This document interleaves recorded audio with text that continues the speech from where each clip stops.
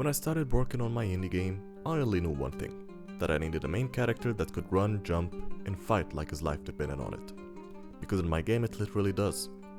Think classic Prince of Persia, the original PlayStation 2 one before he became a full-on emo, where the vibes were laid back and adventurous. Visuals were charming, mysterious, but still stylized and welcoming.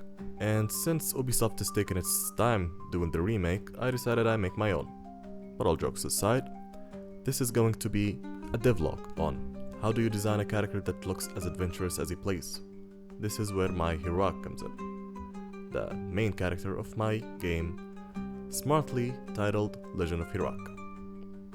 Hirak is basically a blend of anime, Pixar, and stylized realism, expressive but tough, fluid but precise, and today I'm gonna be breaking down how I brought him to life. And again, this is not a tutorial, but this is how I built my own hero.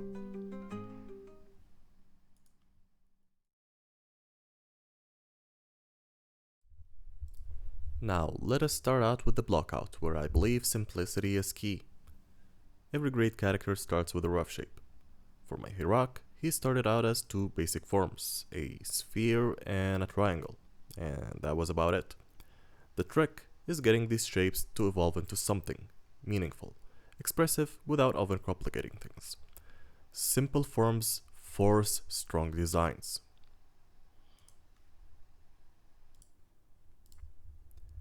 And now, I need to find a balance basically between the Fred Moore style and the Takahiro Kimura style, which is basically a blend between anime and stylized Pixar and Disney characters. Here is where things get tricky. I wanted Hirak to have the clean, exaggerated proportions of anime, but still feel like a sculpted character, with flow, kinda like what Fred Moore did in classic Disney animations. So instead of sculpting everything, I decided that after I split the blockouts, I would make everything by hand using poly modeling, so I can give poly detail to the nose, the mouth, the eyes, the lips, maintaining proper topology first, then given the details that I want, such as volume and detailed eyelids. Afterwards, I'm gonna have to split the face into clear zones, making sure each part supports that stylized adventurous look. And if you are making a character of your own that wants to follow this specific style, you should have some rules that you should lay down.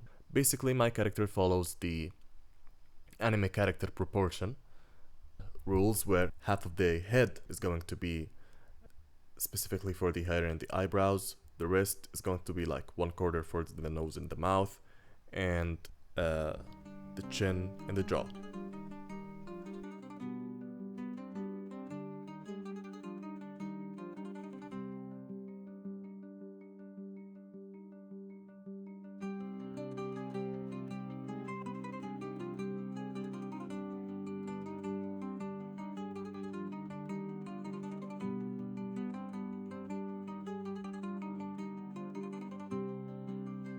I had to be very careful with the eyes, nose, and mouth. Too much detail, he would lose a clean stylization.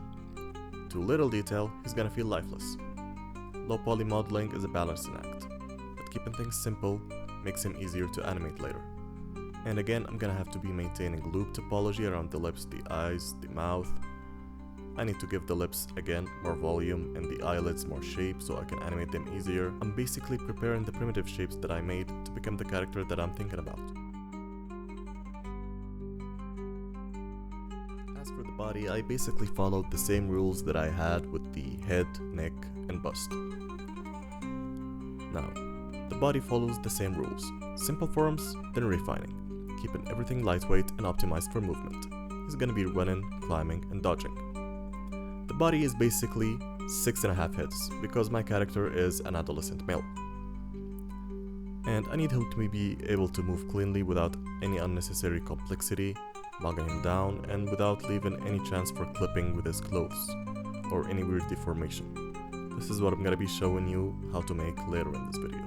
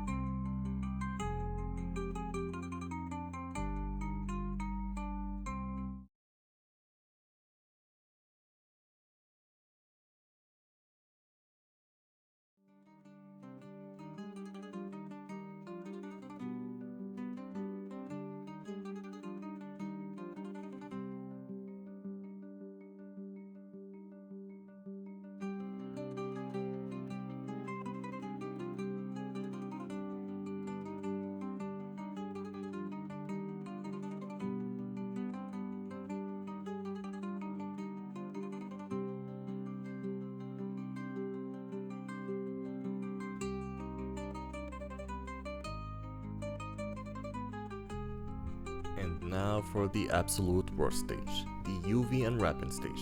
This is me wanting to get done with it as quickly as possible. Think of UV unwrapping as unseaming the clothes that you have. There are better ways to describe this, of course, but I have nothing in mind. This is the least exciting but the absolutely necessary part of 3D modeling. Nobody likes doing it, but bad UVs means bad textures, so I had to make it fast and make sure it worked. Once I was done with the frustrating UV unwrapping, my treat was actually texturing my character. This is actually my favorite part of making a character. I get to experiment with colors and different styles. This is where he starts feeling like a character. This is where I start actually visualizing him, even though he still doesn't have any eyes. I went for a simplistic but expressive style. I used ambient occlusion and curve maps to subtly break up the color zones, and nothing hyper detailed, just enough to make him feel alive without overloading the look. And again, 3D texturing is the treat that you get after finishing UV unwrapping.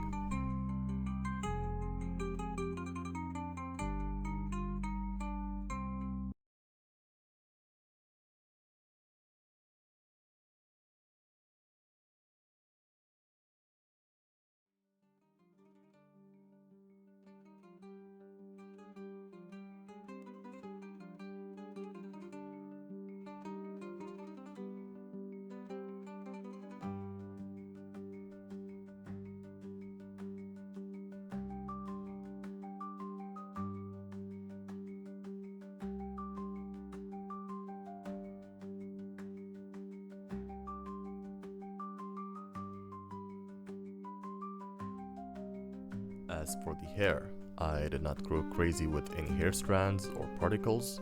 I made hair cards. These were the way to go. They keep things optimized and allow for creative freedom. Basically what I did is that I took a plain mesh and added some loop cuts to it. Then I had a curve modifier and started placing my hair strands above my character's head. I separated the head into multiple places. Basically that's it. If I wanted to talk more about CG grooming, I wouldn't stop in one video. It would take me multiple videos, as it's basically a career path, just like modeling and texturing. But what I did here was really simple and really quick, because this is the most I was capable of doing with this method. It's honestly a very difficult one, but it's the best one to use if you're doing game design.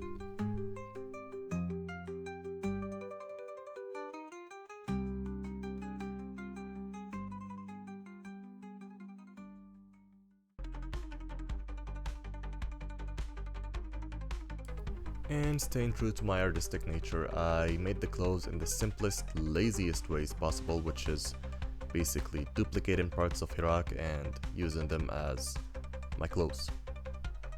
That was a fun part. Not as bad as UV unwrapping, but not as fun as actually making the character or texturing it.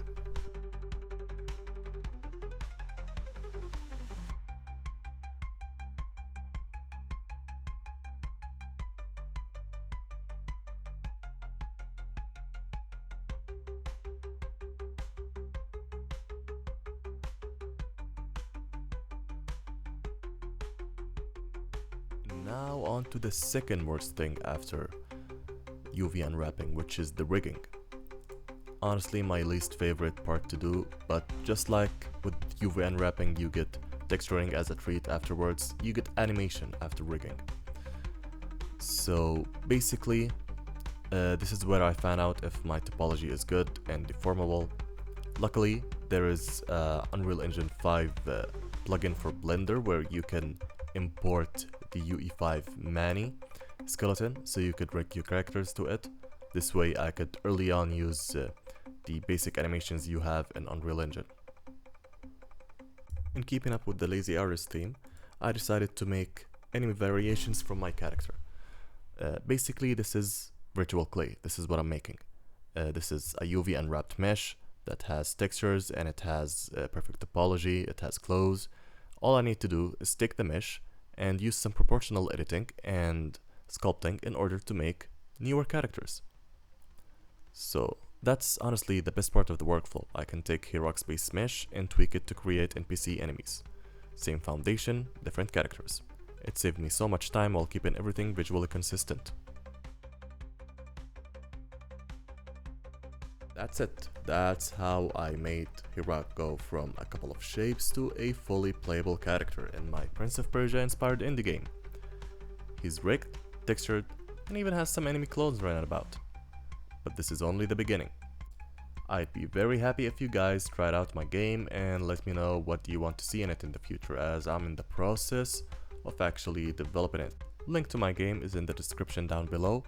I'll be very happy whether you leave a good or a bad review, because it's gonna be helping me shaping my game going forward. Thank you so much for watching this video, and stay tuned for my next devlogs and tutorials.